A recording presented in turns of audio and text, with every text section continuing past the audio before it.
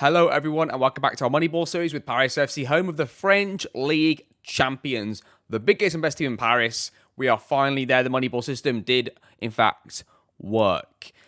Now, what are the next steps? The next step is the Champions League. That's the next step, right? That's the target. However, while we're going for the Champions League, I don't want us to have to completely abandon the French League title. I want us to try and sustain our dominance in France if we can achieve that, because we've won the French Cup 2 years in a row and then won the league the year after. So we've looked pretty good in France.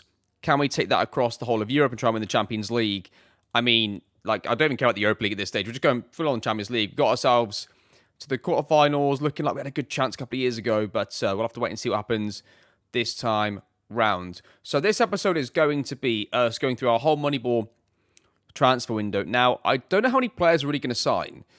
There's a few players that have got wanted signed next to them, and we could potentially sell a couple of lads and get some money in, but only if there's a really good player to replace them with that's good value for money, because I think this squad's pretty well stacked to go again. Kepcher's got interest. I probably would sell Kepcher. If I could get, what's he worth? If I could get anything like 30 million for him, that'd be an unbelievable bit of Moneyball business there. Because from a stats perspective, he's probably giving us about a 10, 50 million pound number 10 type of scenario. That's his sort of output. To get 30 would be double. So yeah, we'll take that. In terms of what stats we're going to buy, we're already the French champions, right? We're already the French League champions, and we got ourselves to the round of 16. What I'm going to do, I think, is look at our own stats and buy players that have got either the same or slightly better stats in their leagues. Let's say I can find a left back who's got the same stats as Andu in a good league that's going to cost me 10 million, and I can send him for 40. I might still do that because I think Ricardo Ventura is good enough to be a starter, and then we can invest that money in a different part of the first team. But I think generally the first team's pretty good. I don't want to mess around with it too much if I can. But it's Moneyball. If the right offer comes in, we have to sell. That's the way it goes here. If the financial offer outweighs the statistical output of the player, then they go. That's the way it goes. But yeah, what a season. Just on reflection, just what a season it was as I go back to the other camera view. Yeah, I mean, undefeated, 102 goals scored, 19 against. It's beautiful to look at. And to be honest, it sort of caught me by surprise going towards the end of the season because I kept forgetting we were undefeated. And I just kept thinking we were going to lose and we were going to throw it away because we just had so many tough games down the stretch. But the boys did so well. To stay undefeated pretty much from there downwards. I thought when we drew at home to Montpellier and we had PSG away, I thought that's where it was going to go wrong. Because I thought we could drop points. We could potentially lose to PSG, drew to Nice, and we could have been in a bit of trouble. But fortunately for us, we did really well. So fair play to the boys. Really proud of them. That French Cup semi-final defeat was 100% worth it if it meant we won the title. So really happy with the boys. And next year, my big aim is, I think that's 2 years in a row, we've lost to an English team 4-1 in one of the two legs. We need to really make sure we don't get done like that. I know United away, we chased the game because we were behind. But even still, I feel like English teams have got too much of an advantage over us in the Champions League. And our setup, I don't think is that it's aggressive. It's not overly aggressive, though, because it's worked against PSG as a huge underdog and as a rival. So it shouldn't be that bad against these English teams, you know. But clearly it is. So we'll have to hopefully improve going into next season. Okay, looking at some players and comparing them to our own players. We've got Diego Santos here, who has got a slightly lower dribbles per 90 than we'd ideally like. Pretty good at tackling, not too bad in the air for a winger. Shot on target ratio was good. Conversion ratio wasn't terrible.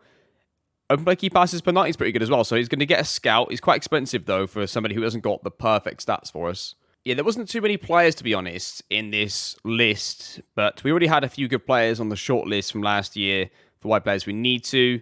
So I'm not too worried about that, to be honest. But yeah, looking good anyway. Okay, let's move on now to number 10s. Okay, so with the FM Stag stats for the attacking midfielder, I have taken the attacking midfielder stats, which are these ones right here, and the advanced playmaker one. So combine them into one search, and I've had to lower them slightly because nobody appeared at all. So OT Royo seems to trigger stats across the two pretty well. So open key passes is pretty high. Jaws per 90 is slightly low, but everything else is really good. So going to give him a scout. And he's got some really weird traits, to be honest. He's got plays with back to goal. So there you go. Let's see how he comes out. Enric Cherta looks very good. Plays in the Spanish second division, though. But he's wanted by a lot of clubs. We're going to definitely give him a scout as well. I mean, Yavuz Yüksel has scored 26 goals from number 10 position. That is just incredible. I mean, there's a player here called Yavuz Yuksel. Now, I think he looks absolutely sensational. He costs us a lot of money. So the only way we'd get him, I think, is if we would sell one of the big name players up front, like Fabio Luis or somebody. But we're going to shortlist him because he'll be an option. But he's probably going to be just a bit too much for the stats that he's bringing. But he's very, very good. Okay, so searching for Fabio Luis's stats for a number 10. Nobody in the world comes up, so that's a bit disappointing. So I'm going to scale some of this down and have a look and see if we can get anything through his stats in the very least. Okay, we've got Danny here, who looks pretty good. 9 goals and 26 starts from the number 10 position, which is pretty decent, to be fair. Open key passes per 90 over 2, which is really interesting to see. Dribbles per 1.28. He looks pretty good across the board, this guy. Going to give him a scout. He should be a pretty good Moneyball option. When I say Moneyball, when I say Moneyball in that sense, I mean in terms of value, chance of value for stats output. His wage is slightly high, though. By the way, Van Basten, the previous player we looked at last season, is also on this list as well. So that's another option already for this sort of position. Maybe he could play wide as well. So Alessandro Gori, the reason he stands out to me is progressive passes per 94.67. That's one of the highest I've seen so far on this list. So he's got a lot of other good stuff. Conversion ratio is pretty good. Shot on target ratio is very, very good. And he's got passes complete per night. It's pretty high. Do you know what? He's got a lot of good stuff going for him, although he's not much of a dribbling type, number 10. Okay, so number 10's got quite a few options there, considering we have players on the transfer on the shortlist rather from last year and the year before that as well. So we'll scout all those players again this time around. So let's have a look at CDMs now and see if anybody pops up from our list. Right, there are a lot of players for this sort of pivot role that are going to be good value for money by the looks of it. So, wow.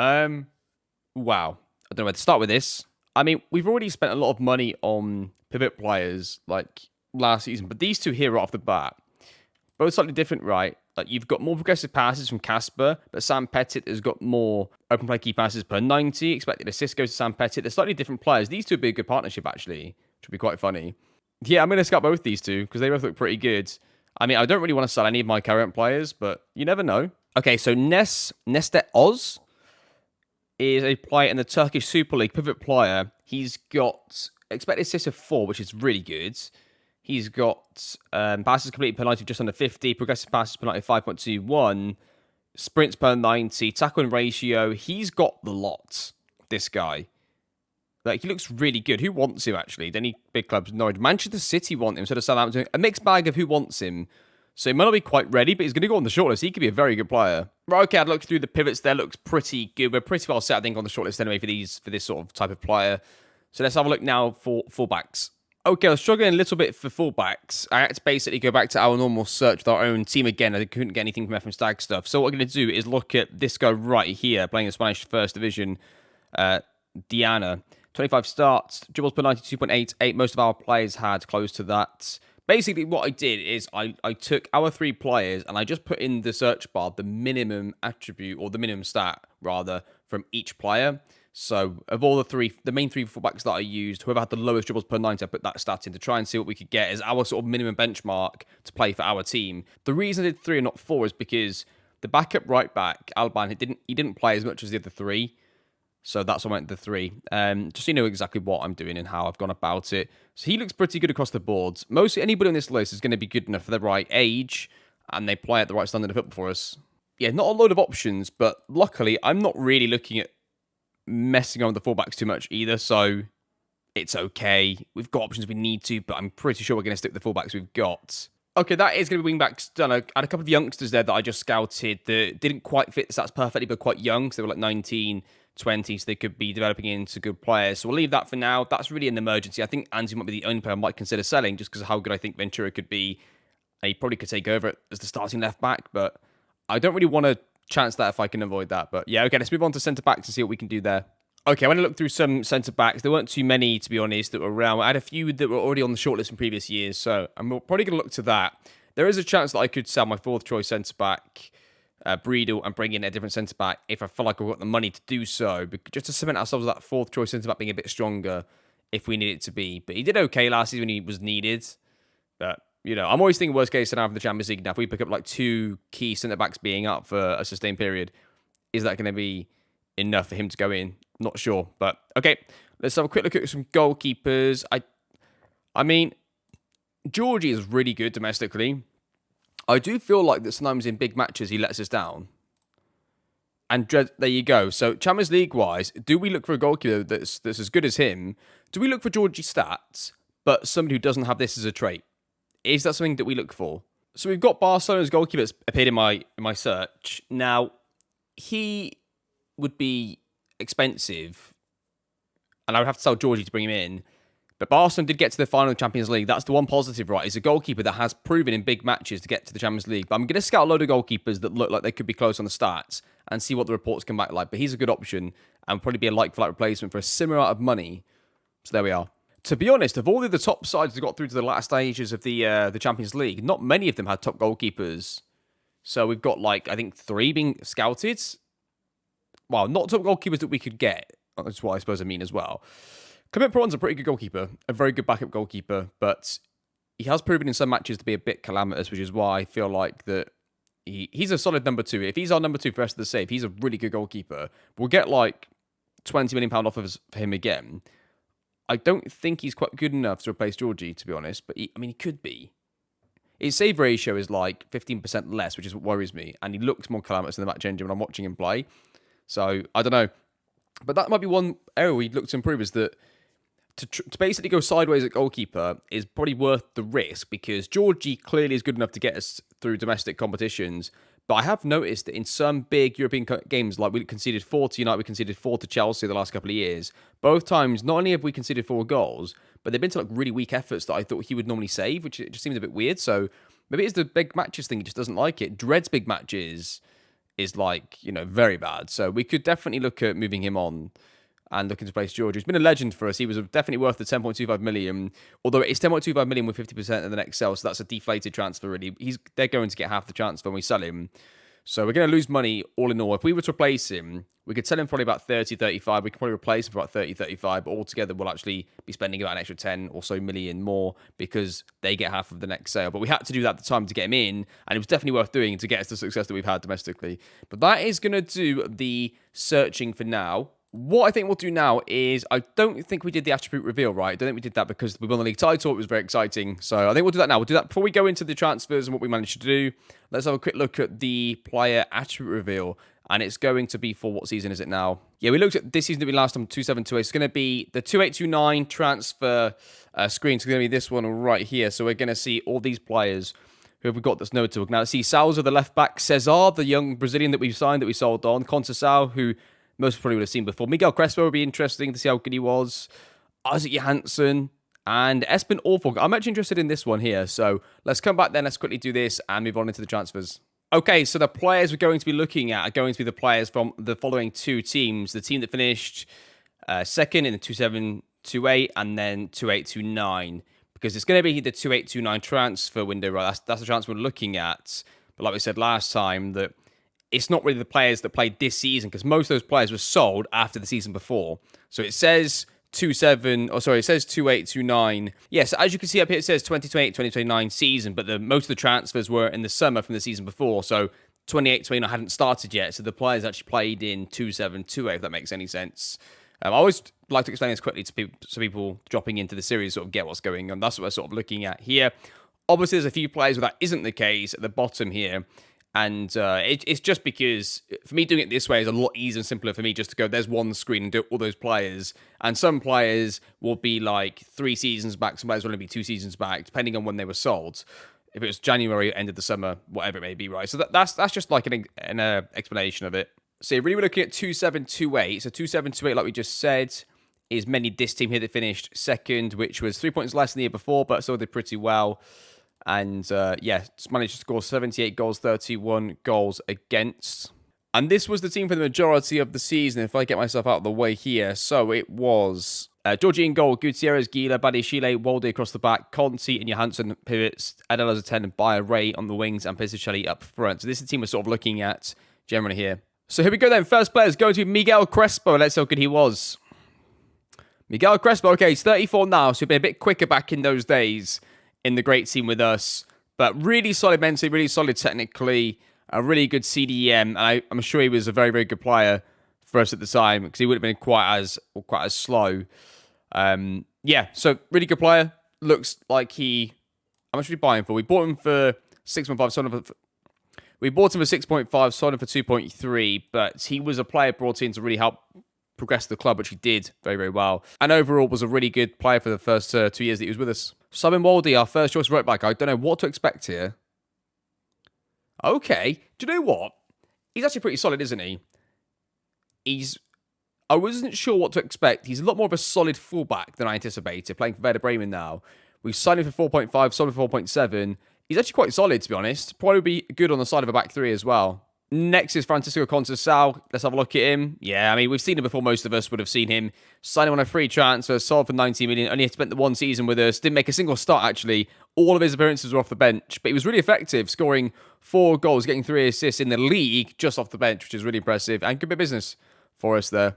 Marcus Wilsgard. So Wilsgard and Waldy are both sort of fighting for the same place. Let's see the difference between the two players.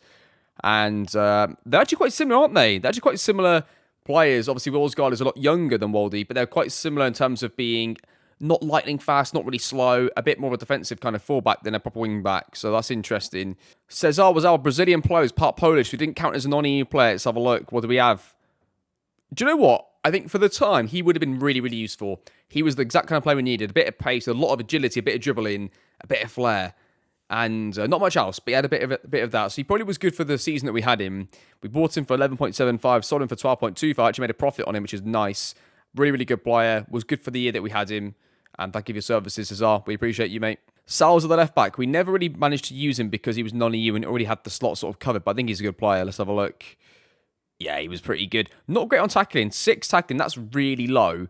But he came in for 5.25 million, was sold for 8.75. So made a profit on him. Didn't play an awful lot for us. Was first choice for 6 months. Then I had too many non-EU players. He had to be removed, but pretty decent. Isaac Johansson, who was an excellent player. Very underrated, I think, from my perspective. I haven't really come across him too many times in FM, but he looked like he was a pretty good young player this year. So let's have a look at him. And yes, very, very good. A little bit lacking that sort of express pace, maybe acceleration, but generally a really good player. A very good player for us when we had like 2 cams and he was one of the 2, like 8s or 10s. Works really well in that system. They didn't quite work as well in a double pivot system, but he worked really well in that system. We bought him for 11.25, sold him for 15, and then Lazio sold him for 31.5. So really good player, very, very good. It was very important in the progression of the football club. And very pleased to have him for that one season that we did have him. Next is Noni Madueke. I think we've all pretty much seen him before. Yeah, he was pretty good, wasn't he? Came in on a free transfer yet again, spent 2 seasons with us, then was sold for £30 million. What a bit of business that was. Very, very good. Scored very high on the stats we were looking for. And like I mentioned previously, like, ideally, I didn't want some players that I knew, but if they were there and they fit the stats and they were the best value for money, if they were the best Moneyball option for me, I wasn't going to deliberately ignore it just because I happened to know the player. Do you know what I mean? So that was how I tried to sort of go about it. I didn't ideally want to sign these players. They were the best value for money, and they definitely were, both on a free transfer as well, both Madueke and Conceição. So really good signing, good profit, perfect all round really for us. Ibrahim Adel, one of my favourite signings of this year in this save so far. Very, really the player that kicked us on to that next level, I think, in his own. Let's have a look. Okay, quite good. I thought maybe a bit faster, but like he can just about finish, he can just about dribble, he's just quick enough. He can really be like a wide player cutting or your number 10. He's really, really good. A perfect shadow striker, so really excelled when we changed system. And you could just see the progression of him. What a player he was. He was really a legend for us in the club. When we look back on the save at the end, he was essential to the progression of the club. There's been a few players that I've said that about, but he really was the catalyst and the first attacking player that was like, I thought, going to be potentially world class. Obviously, it wasn't quite that good, but was still very, very good. Also, we sold him for 5.5, sold him for 24.5. Very good business yet again from Paris FC Moneyball team. Benoit Badiashile. Now, this caused a stir in the comment section when I signed him because we signed him for like £1.5 million and 50% of the next sale. I did have to give him 50% of the next sale, so we didn't quite make the profit that it says, selling for 42. Let's have a look at Badiashile. Wow, he got pretty good in this save, didn't he? I'm not quite sure how he starts in the save, but he progressed very well. Sold him at £1.8 million we got him for, and 50% of the next sale. And we sold him for £42 million to Everton, which is still a profit, don't forget, for us. And even if it wasn't, even if someone made a loss on him in some form, he a bit like Adele, but the defensive version. He was like our first player that could have gone to PSG's team. He was our player. He was world class. Loads of teams wanted him. He scored goals from centre back. Look at that, 8, 3, 5, 7 all in the league. He was brilliant defensively, and he was left footed. He just gave us that added layer of quality at centre back, and he was an essential step for the football club to take in that direction. So thank you, Benoit, for your services. Hope you enjoy the Premier League, and yeah. Good bit of business. The last one then, Epson Oforg, I think this is, I'm not sure how to pronounce this. So he just kept scoring goals. His minutes per goal, etc., was off the scales, really. Let's have a look. Okay, so he was a genuinely good finisher with great composure. That's really funny because that means the stats completely lined up with what we were seeing. Is it still there? I have to go back and look at the save file eventually. But his minutes per goal was just incredible. Like, he'd come on in he'd just come on in like I don't know, last 20 minutes of a game. He'd get put through once and he'd just score. He looks really interesting. I wonder if I'd have used him properly from the start as a starting striker for many years, how good he could really have got. But he was a really effective player. And again, that was the Moneyball system working perfectly because he scored so highly on his conversion ratio. And I think his minutes per goal for Rosenborg was very good as well. And we signed him based on a few stats, and it was excellent. And he was a major part of our progression in this season because there were a few cup games where he played or he came off the bench and we'd end up winning, or we'd win this Champions League game here or there. We'd win those games, and that propelled us to have another really good season where if he hadn't have come on and scored those goals, we might have finished lower in the league. We wouldn't have got as far in the Cups or the Champions League, etc. Right? So, really important player, really good signing. An exact money back scenario as well. So, didn't even lose any money on him. Good lads. And that is it. That is your attribute reveal for this season. Going to put the attributes masking back on so we can't see any. And I'm going to start doing some transfers. You'll join me back, let's just say somewhere in June, I think. But I always sort of wing it. It depends what's going on, really. But my first step is to offer out some players. Just a little heads up. I'm probably going to offer out Georgie in goal. I might offer out some of the defenders just to see what we get. And Kepcher's definitely going to get offered out. Apart from that, we'll wait and see what happens and develops. Okay, I will see you in a few weeks then, hopefully after some very, very good Moneyball business has been conducted, and hopefully we managed to get a few really, really good players. So I'll see you in a few weeks for that. Just while I'm going through, I had a couple of news items to sort of bring to you here. We've got record high for Paris FC. First is the highest ever finish in the club's history, and the record low number of league defeats for Paris FC, 0. There you go, undefeated, of course. I just thought I'd quickly show that as I'm going through here. Okay, it's not actually a new day. There's just been a bit of time between me recording the first part and second part of the episode in the same day. Right, something big's happened. Really big has happened. And brace yourself. We sold Barbosa to Leipzig. Now, of all the players in the team, he was probably the joint least player I wanted to sell, along with Fabio Luis. But Leipzig bought him for £215 million, 194 million up front. So, when it got to that sort of amount, I don't think you can really do much with that, can you? Like, I had to accept it. As much as I thought Barbosa was essential to this team's success in a lot of ways, going back to the Moneyball principle, and also, like, because our target is the Champions League, and it's so close, just need a few little tweaks that squad were sort of there. As much as that's the case, getting that level of an offer for Barbosa, I couldn't turn that down. His statistical output is not worth £200 million. It's just not. So, I had to sell him. We had to take the offer, and he has gone, along with Kepcher for 35 all up front, which is a pretty good transfer on its own. £5.5 million signing, selling for 35, and also being a pretty decent player for us for a couple of years. And yeah, that's your first update. In terms of players in, we've signed a few. We've signed, first of all, Jakub here. He's a really good, cheap young midfield player from the Czech Republic. 12.5 million. He's basically going to be like an emergency number 10, emergency pivot player if there's any injuries. Was a really good value for money Moneyball signing in terms of the stats he was producing, so that's why he was brought in. And he's an international already. He's probably better than the coaches are saying, I think. We brought in Nestor Oz on it was a free transfer. 900 grand his release clause was. So he comes in for 900 grand, goes into the B team, Paris FC 2, and he'll play with them for the year. Third signing was Danny. So Danny comes in from Borussia Dortmund. Now, he was their number 10 that helped them win the Champions League this year. So he's the backup for Fabio Luis. We've got a really solid, genuine replacement for Fabio Luis if there's an injury to him. He could also play as a starting pivot player if we need him to be. He could play instead of Ali if he needs to. We can play him with Fabio Luis if we need to. So he's a really good, solid signing.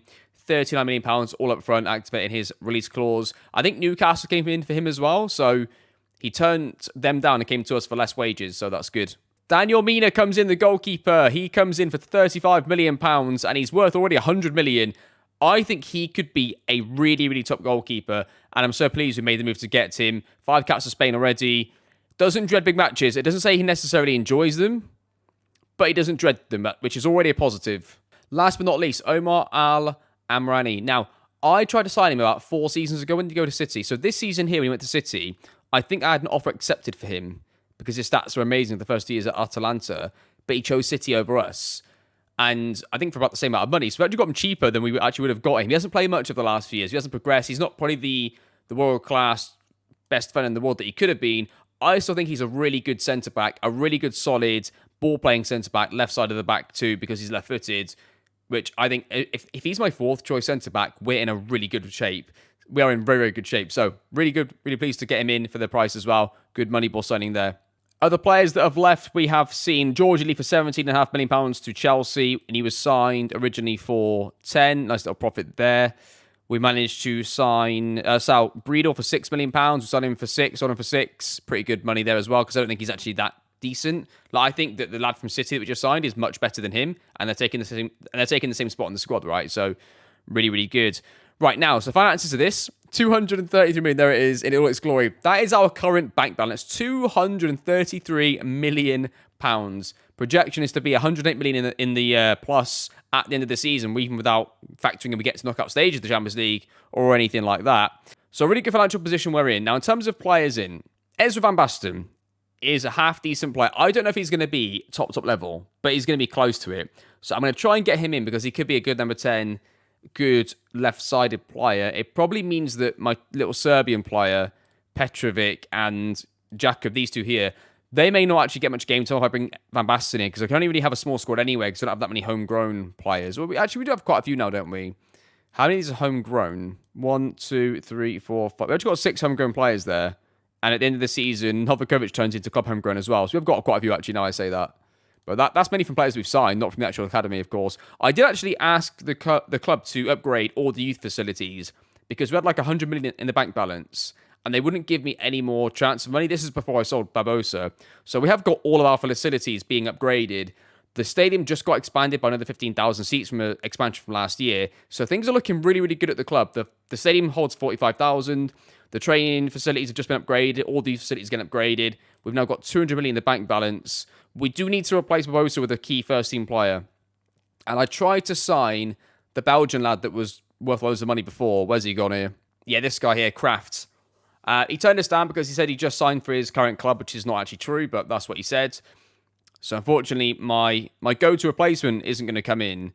My second thought was this lad here, who actually saw as a number 10, he actually played striker last season for his club. Do we bring in Yavuz as the left-sided player? Now, he's going to be more of a striker, less of like a wide forward, so I don't know if his dribbling is going to be any good, which it sort of needs to be. Do we see anything from the scout reports? Unexpected pace. Nothing about dribbling, though. So nothing about dribbling. Yeah, I don't know. It's probably not the best ideal replacement, but that is what it is. And see, Fabio Luis, I don't think it's very fast. So that's his problem. That's why I don't want to put him wide. And Novakovic is left-footed, and so is Bagchi. I don't want to put them wide either. So yeah, that is your current squad. So other transfers potentially in is... I actually had a rethink on Diana. I do think Diana could be quite a good player. And in fact, I think he could be a good long-term replacement for Zaire Emery. And, well, I suppose only a couple of years in it, really, between them. I suppose I don't know how long this save's going to go on for, really. Because on the one hand, it could be... The YouTube version could technically be sort of done if we win the Champions League this year. But this save will continue either on Twitch or in some form. Either continue again on YouTube after the fact or continue on Twitch. So I've still got to think long-term about the save as well. Because I said we have to finish with more Champions Leagues than PSG to finish the save. That's the end of the save. It doesn't mean I have to finish like on 3 because they've won 2 right in the save. If I win 3, it doesn't mean okay, I've won the 3rd when the save ends. I could carry on to just make sure I get 4, 5, whatever I want to get. But that's the sort of minimum precursor of the save ending. So yeah, a lot of money to spend. What I might do now as well, I might go back through and scout again for some wide players. I didn't really look at wide players that seriously because I wasn't really that bothered because I thought we had what we needed, but that changes everything. So at the moment, I've got Conte in the squad. Conte's my number 4 winger, essentially, which is great because as a number 4 winger, he can still play number 10 if we need him to. He can still play pivot if we need him to. So he's a really good utility player because he can play all those roles really, really well as well. Yeah, well, it's really funny, right? Because I'm pretty sure if he played for most sides in the game, he'd be their best player, the best attacking midfield player. But for us, he's a utility player, which is quite funny. Yeah, so, I mean, even those 2 transfers isn't even going to cover... It's going to be, what, just over half of the transfer money left around that sort of area. Even though all 3 of them is going to still have plenty of money left. I don't think we have like a world-class winger that I can see. I'm going to have a quick scout at the Brazilian leagues now because they're actually further ahead into their season than if I was to go back in the save to last season. So I'm going to look there first right now. Then I'm going to go back in the save and see if there's anybody that comes up. And I'll show you on camera if anybody does come up that I've not seen before. If not, we'll go with what we've sort of already scouted. Yeah, I don't really see anybody in the current squad to shove out wide to sort of cover Barbosa. I don't think Danny's a wide player kind of situation. Petrovic's not really good enough to be like a starting player to win us the Champions League, I don't think. So we'll have to see. But yeah, you'll join me back if I find anybody in any case. Right, one slight issue that in the celebrations of winning the league, I forgot to save the save game file at the end of the season. So I'm going to just save it now for this one, which really, yeah, fucks us here with selling Barbosa, because now I can't really go off anybody. I tried to look the season before. I can't really go off anybody from there until... I can't really go off anybody from there. I just had a quick look. Yeah, so it's players that we've already got on the shortlist, and the best one that was available doesn't want to come to us. I mean, Christian Kioki is a player that I really want, so he could be a good player to come and play on the left. Although I don't know if he's the right type of player for it, though, really. Jamie here could be quite decent, although I think he has actually played right back. Like, it could be that he's not a great forward, for example, right? He's just a really good defender. I think he's only really played right back for his club, so it's hard. Although he probably would be a good fit, I can't guarantee it. James Pitt, again, is probably a very good forward, but I don't think he's really the kind of player to go and play on the left of the front three. There were two Brazilian players that I looked through that looked pretty good. Fernando Silva was one of them. We're just going to scout him now. Had really good dribbles penalty. Really good finisher for a wide player. And Delminio is playing as a striker currently. We're going to see if he's the right profile of striker to play as a winger, but we'll see. We'll see what comes back, and I'll update you later on in the transfer window. And yeah, I'm starting to feel a little like I might have... Well, I mean, I had to sell Barbosa. I had to sell him, but I almost thought we'd definitely get a replacement that would be just as good, and now I'm not so sure about that, but... Okay, we'll see what happens. Okay, welcome back, everybody. So, we have had both Jakub and Petrovic both got on loan. Now, that wasn't the intention this season. I wanted to use them both, really, but with the players that I brought in, I don't need them, so they can go and play first-team football somewhere else, get their wages paid for the year. They can keep the valuation high by playing well for a different club. We might even sell them next season. Depends on how they get on, really. But they, yeah, that's like effectively going to be an extra £40 million next season to bring in if we need to. In terms of players in, so we have managed to sign in replacement for Barbosa.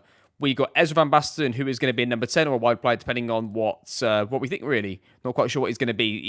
He's scored hiding stats of both in 2 different seasons, so we're not too sure. But good player nonetheless for £37.5 million all up front.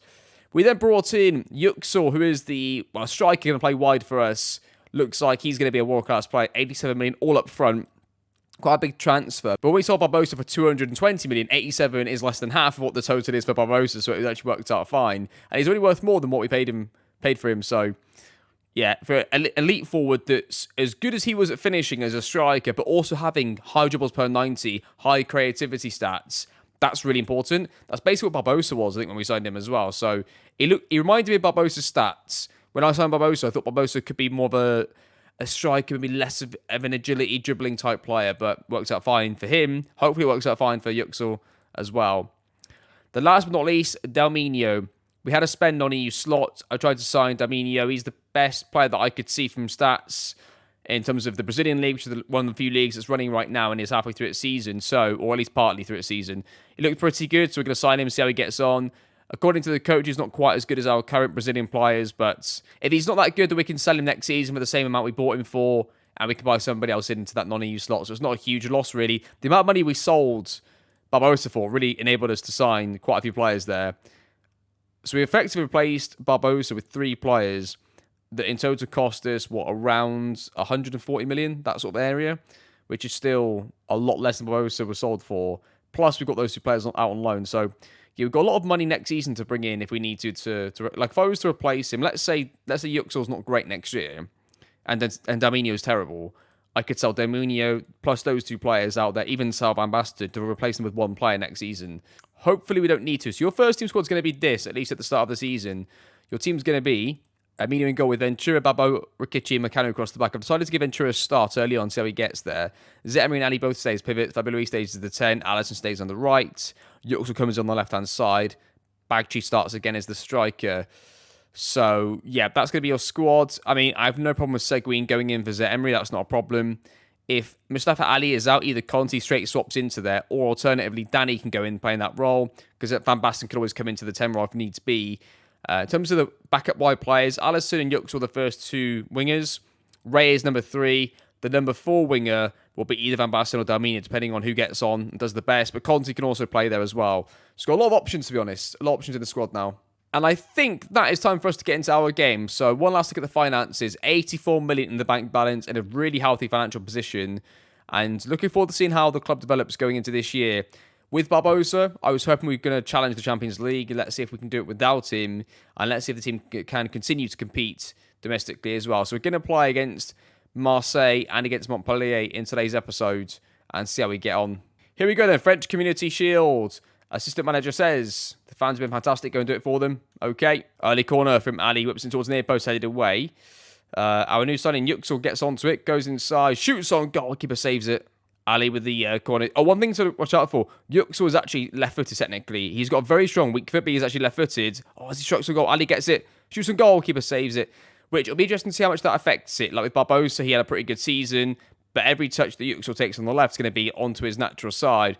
So it'll be interesting to see how much that messes around with the tactic. Not necessarily makes it worse. It may make it better. Who knows? We'll have to find out together and see how it all develops. Highlight for Marseille. They play it short from their free kick. They're going to build an attack. Play it across the pitch. Now we're going to win it with Alisson into Ali. Plays it in behind to Fabio Luis. Fabio Luis is onside. Goes through. Keeper saves it. Okay, they play out from the back. We're going to try and press them early. Are they going to get out against us? They might do. Quite easily across there. They're going to go long. We're going to try and win this. Hopefully get up, lads. And they're going to get away from us. They're going to build an attack. It's going to be a highlight for Marseille. Oh, the Grand Mechanical is not even there. They go across goal. Shoot, surely it's going to be a goal. It is. It's 1-0 to them. Yeah, that's my only concern with Yüksel is him being left-footed. Is that going to really change the dynamics of like what kind of attacks we create? But we'll see. Ventura throws it into Fabio Luis. Also, Ventura is playing as a first-choice left-back, and he was the backup last year, so something to watch out for as well.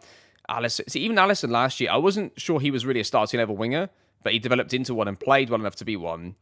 Fabio Luis into Yüksel, takes touch inside, plays a pass in behind, doesn't quite get there. Ali's going to get to this now. Plays into Fabio Luis, plays a great ball into bag. She's onside, he's going to score, and it's 1-1. We've absolutely battered them so far, to be fair. And we'll say we can win this still. Fabio Luis has a knock. I'm going to take it off and throw on Danny, and that'll be the only change so far. Highlight here. I think it's an actual highlight as well. So Marseille win it. They're going to play the ball back towards the goalkeeper. They play risky pass into the middle. We almost got there. They're going to stay on it still. We're going to press it, win it off them. Hopefully we can win it here. Can we win it? Not quite. Maybe now. Yes, Emery wins it. Looks for support. Needs somebody with him. He's going to release it to somebody. Now into the box. Goes across to Ali. Into Yüksel. Shoots and he scores on his debut. The left-footed winger scores on his right foot and it's 2-1. Yeah, it's good to see him take a strike with his weak foot, to be honest. Good to see early on. Yeah, good to see. We haven't looked smooth in this game, but we've won the game. Wow, the game's not over yet, but I do expect us to carry on and dominate from here. Highlight for Marseille. They're going to play out from the back. Try and play across. Are they going to get out from this? They're in a bit of danger now, I think, if they try and pass this too much. Oh, they're trapped everywhere. Yeah, they had to go long. And Meccano's going to win it easily. We get to the second ball, though. The answer is no. They're going to get back on it on Marseille. They play a pass inside. They play it straight into Alisson, who's going to counter now. Surely he's got options with him. Goes wide, takes on the player. He's going to put a cross. Now Meccano might do far post. Bagchi goes up there, hits the bar. It's going to be cleared away. Free kick from Marseille, whipped in towards the back post, headed away. Danny's going to take some touches, goes away with it. The ex-Dortmund player who won the Champions League last year with him goes all the way through as the number 10 shoots, and it's deflected. Keeper palms it up. It's, oh my goodness me, it's cleared away. Highlight starts with Marseille playing from the back yet again. There's quite a few highlights that started this way, with them starting off with the ball deep. They try to play some short passes, up giving it away. Win it off and raise on it again. We can play it into Ali. Ali into Emery, takes a touch. Plays a great ball into Yüksel. He's going to get there. He is going to be 2 goals for Yüksel on his debut, replacing Barbosa. That's 3-1. And looks like a really good signing based on the first game, which doesn't mean anything in the grand scheme of things, but it's 3-1. Free kick, give it towards far post, headed towards your keeper's going to save it. Yeah, the most impressive thing about this game isn't the result, it's 3-1. We've absolutely dominated, controlled the game. If you look at this, 35 shots to 5, 9 on target to 1, 3.2 XG to 0.47. Really, really good stuff. And all of our signings either don't have anything for like dreads per big matches and things like that, or they've specifically got likes big matches. I think is it the goalkeeper? One of my signings actually says they actively love big matches. So that's good news. Anzu shoots. Oh, what a finish from Anzu. What a finish. 4-1 to Paris FC. What a way to finish it. The trophy is ours. For the first time, I think, this will be our first time we're going to win this, because normally we lose to BSG when we have to play this competition. And let's watch this goal to see off the game. This is going to be the goal that clinches the French Community Shield for Paris FC for the very first time. What a touch. What a strike. What a team. 4-1. There you have it. The boys going to lift the trophy. Well done, Paris FC. Congratulations to everybody involved. Really well deserved, very good performance, very well controlled performance. Despite the fact we conceded early, we kept going, controlled the game. They tried to play out against us and we were able to set traps and win the ball off them. We set the traps and execute them very, very effectively. We countered, we scored. Pretty good all-round performance, especially for a one-off cup game, and in this case, a cup final. Well done, boys. Lift the trophy. Round of applause. They're going to build up the tension. There you go, and there it is. There's the trophy lift. 4-1 to Paris FC. Brilliant stuff. Everybody's loving it. The lads are loving it. What a start to the season. Right, let's see. There you go for all the PSG, then it's Paris FC. Let's see. Oh, Iconic Service builds Paris FC legacy. Look at that. Yes, love that. We absolutely are building a legacy here. Am I now like a club legend? Yeah, I mean, I should be. I'm still only an icon. That's just ridiculous. That is ridiculous, but there we are. Okay, right. Let's see if we can undo all this positivity by getting a defeat against Montpellier away from home. So it's an away game early in the season. It doesn't matter how good the team is. When you make some changes to the team, you can always lose these kind of games. Like, we conceded first to Marseille there. We came back and did really well, of course, but there we go. Okay, I'll see you in a week's time for the Montpellier game. Hopefully we get off to a winning start. Hopefully PSG lose to make it even better. Okay, we go. The first game of the season. Helgson is now up for 4 weeks, so we're going to be bringing Omar Al-Amrani in as the centre-back on the bench, which is fine with me because he's a very good player. Apart from that same exact team that you just saw that played in the last game, we've managed to get Delmini on the bench as well, which would be interesting to see if he has to come off, what he can do. Assistant manager says we should win in this match. Okay, PSG did win their game 4-1, I think it was. So, yeah, there you go, 4-1. They won their first game of the season. Right, we go. Macanu throws into Fabio Luis. Gets it back towards the far post. Goes up the header. Doesn't quite get there. Can we get some counter press on now? They're going to play through. So Montpellier, they go through. It's straight through the left-hand side, so the right side of the defence. That was a bit dangerous, lads. Come on, let's wake up, please. The back four is the same, and so do the two CDMs. They need to do slightly better than that. Ali the corner, which is towards the near post. Headed towards goal. Card scores, and it's 1-0 to Paris FC. Come on, boys. Oh, we're becoming an elite team, aren't we? We really are becoming a top team. 1-0. Instant highlight after the goal. They're going to try and play through us from the back. They go long. Ventura's going to collect this. I'm concerned about him. I don't think he's very good in possession, or not as good as Adam is. So he's by far the better long-term option, Ventura, because it looks like he's going to be a world-class left-back. But I feel like Adam's a better in-possession player. Bagchi goes through. Is he going to make it 2? Should have made it 2 straight away there. Although saying that's the second game in a row we're absolutely dominating chances in the game and the XG. Everything's in our favour yet again. We really are starting to batter teams, which is great to see. Allison runs away with it. He's going to play Fabio Luis in. There's a cross towards the far post where the new signing is going to be Lurkin. If he goes there, back to Zemri instead. Oh, and it should have been 2. Okay, long goal kick from Montpellier. It's going to go up. We're going to win the first one. Not quite win the second. Are they going to build their attack from this? They might well do. Goes into Rikichi, Babo, Ali, Zemri. That was some risky passes with somebody on them, but it doesn't matter. Bagchi plays through to Fabio Luis. Goes through on goal. Is he going to shoot from distance? He does. Goalkeeper saves that with pretty much ease, though. Corner, Paris FC. Whipped in towards the middle, headed away. Ventura into Fabio Luis. Takes a touch back to Ali. He's got time and space. Goes inside. Shoots from distance. Keeper saves it. Bagchi gets a tap at goal, but it's cleared off the line. Well, it's blocked, I suppose, rather than cleared off the line. Corner. Headed away. Ventura gets to it into Fabio Luis again this time. Plays across to McCann. He's got time and space. Crosses it. Babo heads it. I think that's going to be 2. I think he's onside there, you know. There it is. Goal awarded. 2-0 to Paris FC. Let's watch this again. What a ball back across the pitch this is. Ventura bases Fabio Luis. Great switch of play out to Macanu, who digs that little cross towards the back post to Babo. What a header. And that is 2. Instant highlight. If you look at the match stats, look at this. That's 2.61 XG, 16 shots to 5, and we've had no penalty. Like, that's just the team playing that well. Ventura's going to get to this. He's going to look to find somebody ahead of him. He's really quick, Ventura, by the looks of it. He just doesn't seem to know what to do with the ball. Plays it into Yuxel. Great pass to Fabio Luis. Is he onside is the question. I think he is. That would have been a goal if somebody could have put it in. Okay, this highlight's continued from our shot. It's gone all the way back to our goalkeeper and it's reset again. This could be a goal or a really clear chance. I thought the highlight was over, to be honest. I stopped speaking over it. We're through. Fabio Luis is through. Well, it should have been a goal highlight. What the hell is that? So another highlight straight after the last one. We're absolutely battering them, aren't we? We really are. Fabio Luis, Emery. I'm going to leave all these highlights in because why not? You can see the domination with me. Rikichi into Babo. He's got options on the left-hand side. Ali, I don't think we've even played that well. That's the best thing. I don't think we've been fluid. We haven't created loads of great chances. But this is going to be another highlight. It's going to be 3-0 and we are battering them. Keep it going, lads. Happy. Going to bring on Danny and Ray, I think, early on in this game. And we'll do that as the first 2 subs. This highlight is going to play out. This highlight was triggered before I made the changes, so it'll be a real highlight for somebody. Buchanan's going to try and get to this. He's somehow lost it. We're seeing him lose a lot of battles like that, aren't we? In the highlights at the moment, which is a bit disappointing to see. Allison gives it away. They're going to get a second go at this at Montpellier. They work it across the left-hand side. Ventura goes out to meet the player, and him and the left winger both combine to win the ball. Big switch from the left CDM to Meccano. Travels with it. He's got options ahead of him. Plays Fabio Luis. Plays at the back cheat. If he's onside, this is going to be potentially 4. Weird effort on goal. Ventura throws the ball in to Van Basten. Van Basten gives it away, gives it to Zé Emery. Plays it across to Van Basten, gets it back, shoots. It's 4. Van Basten scores in his debut. Well done, Paris FC. What a performance, boys. I'm going to bring on Delminho as well. Let's bring back Danny into the CDM slot. Let's do this. Let's bring on Delminho on the left-hand side. The Brazilian's going to make his appearance here. Let's see how he gets on.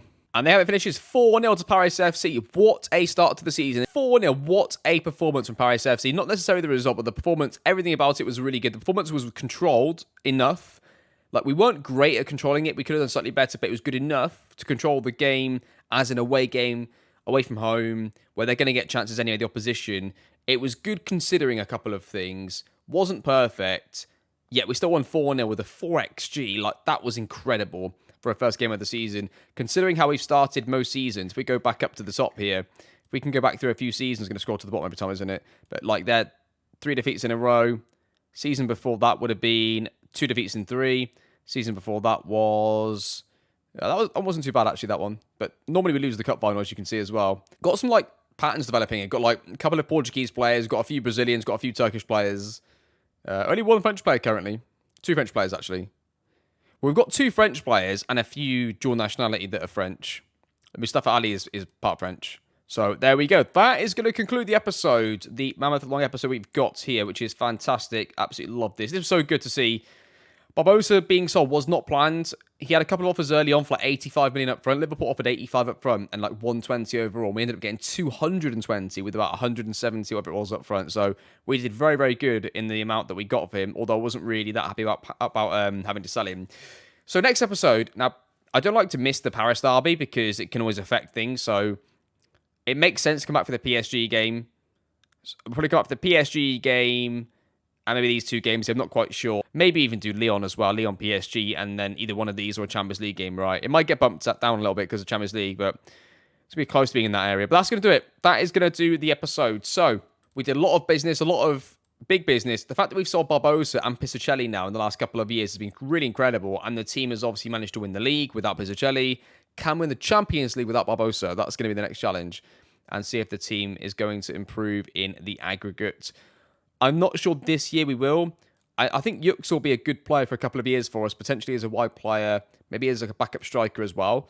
But yeah, we'll have to wait and see how he does. I don't know if he's really a left winger. That's the only thing we'll have to wait and see if he can continue to do. Well, that's it. He enjoys big matches, so there you go. It's always good to see. That's going to do it. Thank you so much for watching. Hope you enjoyed the series, and I'll see you all, of course, next time.